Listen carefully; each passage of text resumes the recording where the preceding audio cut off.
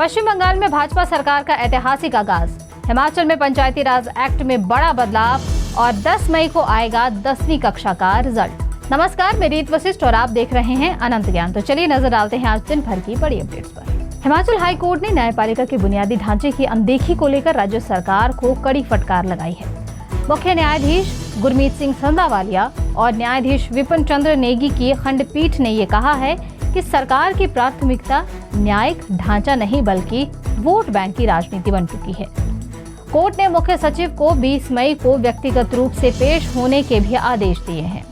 High court ने budget आवंटन पर सवाल उठाते हुए कहा कि न्यायपालिका को बेहद कम बजट दिया जा रहा है, जबकि पंचायत चुनावों को देखते हुए पंचायती राज विभाग का बजट बढ़ाया गया है। अदालत ने नए न्यायालयों और जजों के पदों को लेकर भी सरकार के रवैये पर नाराजगी जताते हुए कहा कि न्यायपालिका की व्यवस्था को मजबूत करने के बजाय उसे नजरअंदाज किया जा रहा है। हिमाचल प्रदेश सरकार ने पंचायती राज एक्ट में बड़ा संशोधन करते हुए जिला परिषद और पंचायत समिति के अध्यक्ष एवं उपाध्यक्ष चुनाव से जुड़ी समय सीमा की अनिवार्यता खत्म कर दी है।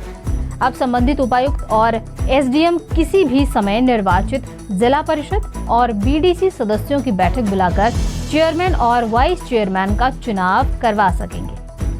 पहले चुनाव परिणाम घोषित होने के 7 दिन के भीतर बैठक बुलाना जरूरी होता था, लेकिन अध्यादेश के जारी होने के बाद सरकार ने इस नियम में बदलाव कर दिए हैं। सरकार के इस फैसले के बाद राजनीतिक समीकरण साफ न होने की स्थिति में अध्यक्ष और उपाध्यक्ष के चुनाव में देरी की संभावना भी बढ़ गई है। प्रदेश में 251 जिला परिषद और 1769 बीडीसी सदस्यों का चुनाव होना है। मतदान 26, 28 और 30 मई को होगा, जबकि 31 को नतीजे घोषित किए जाएंगे। पंचायती राज मंत्री अनिरुद्ध सिंह ने कहा है कि ये संशोधन प्रशासनिक जरूरतों को ध्यान में रखकर किया गया है। हिमाचल प्रदेश विश्वविद्यालय ने शैक्षणिक सत्र 2026-27 के लिए बीएड प्रवेश परीक्षा की तारीख घोषित कर दी है।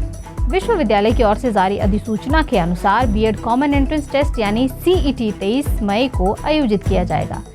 ये परीक्षा एचपीयू शिमला और सरदार पटेल यूनिवर्सिटी मंडी से संबद्ध सरकारी और निजी बीएड कॉलेजों में प्रवेश के लिए होगी। प्रदेश भर में करीब 8000 सीटों पर इस परीक्षा के माध्यम से दाखिले किए जाएंगे। इस बार परीक्षा केंद्रों के हिसाब से हिमाचल के 14 केंद्र आयोजित किए गए हैं, जिनमें शिमला, धर्मशाला, मंडी, ऊना, हमीरपुर और चंबा सहित कई जिले शामिल हैं। ऑनलाइन आवेदन प्रक्रिया शुरू हो चुकी है और आवेदन जमा करने की अंतिम तिथि 11 मई निर्धारित की गई है। विश्वविद्यालय प्रशासन ने अभ्यर्थियों से समय पर रहते हुए आवेदन करने और बीएड विवरण पुस्तिका ध्यान से पढ़ने की भी अपील की है। हिमाचल प्रदेश स्कूल शिक्षा बोर्ड ने 10वीं कक्षा की परीक्षा परिणाम जारी करने की तारीख घोषित कर दी है। बोर्ड के अनुसार परिणाम 10 मई यानी कल सुबह 11 बजे घोषित किया जाएगा, जिसका इंतजार प्रदेश के 93,564 छात्र छात्राएं कर रहे हैं। बोर्ड के सचिव डॉक्टर मेजर विशाल शर्मा ने शनिवार को आधिकारिक रूप से इसकी पुष्टि की है। विद्यार्थी अपना परीक्षा परिणाम बोर्ड की आधिकारिक वेबसाइट hpbose.org पर जाकर ऑनलाइन माध्यम से चेक कर सकेंगे। इसके लिए उन्हें अपना रोल नंबर पोर्टल पर दर्ज करना होगा। बता दें कि 12वीं कक्षा का परिणाम घोषित होने के बाद ही 10वीं कक्षा के छात्र अपने रिजल्ट का इंतजार कर रहे थे। बोर्ड सचिव डॉक्टर मेजर विशाल शर्मा ने बताया, कल सुबह 11 बजे परीक्षा परिणाम घोषित किया जाएगा। मंडी जिले के संगोड़ गांव में रिश्तों को शर्मसार कर देने वाली घटना सामने आई है। यहां जमीन अपने नाम ना करने से नाराज बेटे ने अपने ही पिता पर डंडे से हमला कर दिया। पीड़ित मस्तराम गांव के एक मुंडन समारोह में शामिल होने गए थे, तभी उनका बेटा दुनी चंद वहां पहुंचा और उस पर हमला कर दिया। हमले में मस्तराम के चेहरे, पीठ, पसलियों और हाथ की उंगलियों पर गंभीर चोटें आई हैं। मौके पर मौजूद लोगों ने बीच बचाव कर उन्हें बचाया और इलाज के लिए नेरचौक अस्पताल भेजा है। पुलिस अधीक्षक विनोद कुमार ने ये बताया कि शिकायत के आधार पर मामला दर्ज कर लिया गया है और जांच भी शुरू कर दी गई है। वहीं ये बताया जा रहा है कि जमीन और नई कार को लेकर दोनों के बीच लंबे समय से विवाद चल रहा था। कोलकाता के ऐतिहासिक ब्रिगेड परेड ग्राउंड में शनिवार को पश्चिम बंगाल की राजनीति का नया अध्याय लिखा गया। शुभेंदु अधिकारी ने राज्य के 9वें मुख्यमंत्री और पहली भाजपा सरकार के मुखिया के रूप में शपथ ली।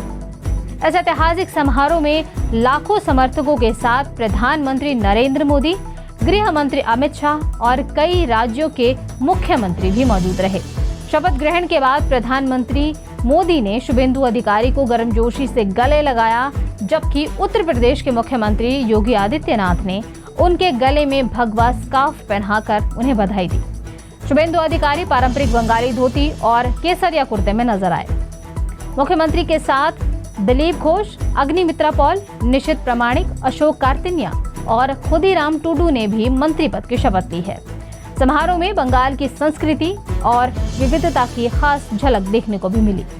ऊना जिले के बंगाणा क्षेत्र में एक सरकारी स्कूल के शिक्षिका के साथ मारपीट और धमकी देने का मामला सामने आया है। शिक्षिका ने ये आरोप लगाया है कि जमीन विवाद को लेकर 3 लोग स्कूल पहुंचे और उसके साथ गाली गलौज करते हुए अभद्र व्यवहार भी किया।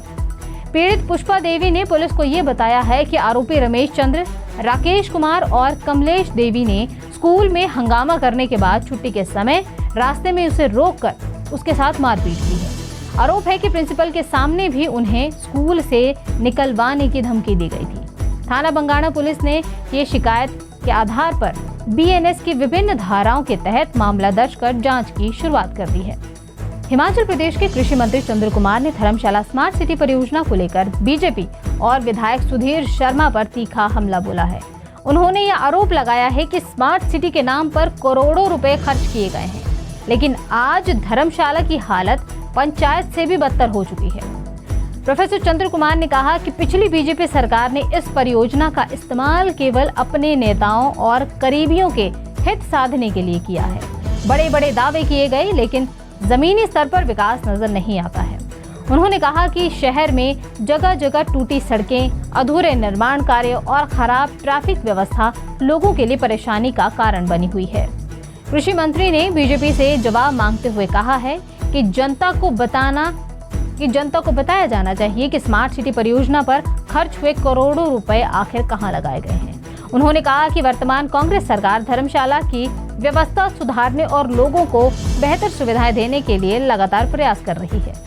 जिला शिमला के जुब्बल क्षेत्र में एक दर्दनाक हादसे से आग में झुलसकर नेपाली मूल के युवक की मौत हो गई है। घटना मटासा गांव डाकघर झड़क की है। मृतक की पहचान टोपिंद्र कारकी निवासी दैलख जिला नेपाल के रूप में हुई है, जो स्थानीय बगीचों में मजदूरी करता था। जानकारी के अनुसार टोपिंद्र ने रसोई घर के भीतर सेब की खाली ट्रे और कूड़ा जलाया हुआ था। सूखी ट्रे होने के कारण आग तेजी से फैल गई और उसके कपड़ों तक पहुंच गई। आग बुझाने की कोशिश के दौरान वह बुरी तरह से झुलस गया और उसकी मौके पर ही मौत हो गई है। सूचना मिलते ही पुलिस मौके पर पहुंची है और शव को कब्जे में लेकर पोस्टमार्टम के लिए भेज दिया गया है। वहीं एसपी शिमला गौरव सिंह ने बताया है कि पुलिस ने बीएनएस की धारा 194 के तहत मामला दर्ज कर जांच शुरू कर दी है। आर्थिक चुनौतियों से जूझ रहे हिमाचल प्रदेश में सरकार अब प्रशासनिक खर्च कम करने की तैयारी में है। मुख्यमंत्री सुखविंदर सिंह सुक्खू के नेतृत्व वाली सरकार ने अखिल भारतीय सेवाओं के अधिकारियों की संख्या घटाने का प्रस्ताव केंद्र को भेजने की पहल की है। सरकार ने आईएएस अधिकारियों के स्वीकृत पद 153 से घटाकर 147 करने का प्रस्ताव तैयार किया है। वहीं आईएफएस अधिकारियों के पद 114 से घटाकर 83 करने का विचार किया जा रहा है। भविष्य में आईपीएस कैडर की भी समीक्षा हो सकती है। सरकार का मानना है कि प्रशासनिक ढांचे की जरूरत के आधार पर उसे छोटा करने से वित्तीय बोझ कम होगा और संसाधनों का बेहतर प्रबंध हो सकेगा। हालांकि विपक्ष इस फैसले को लेकर सरकार पर सवाल उठा सकता है। तो ये थी आज दिन भर की तमाम अपडेट्स। बाकी की जानकारी के लिए आप अनंत ज्ञान के यूट्यूब और फेसबुक चैनल को सब्सक्राइब करना ना भूलें।